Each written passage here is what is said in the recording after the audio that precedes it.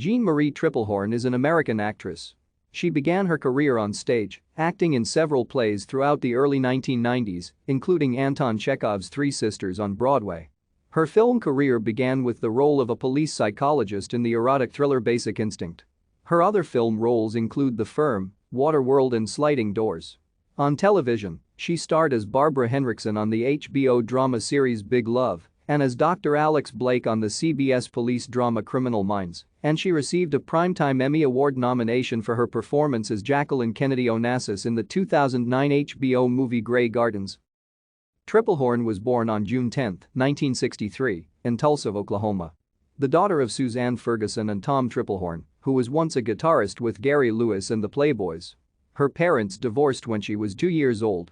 She graduated from Edison High School in 1981 and spent one semester studying at the University of Tulsa.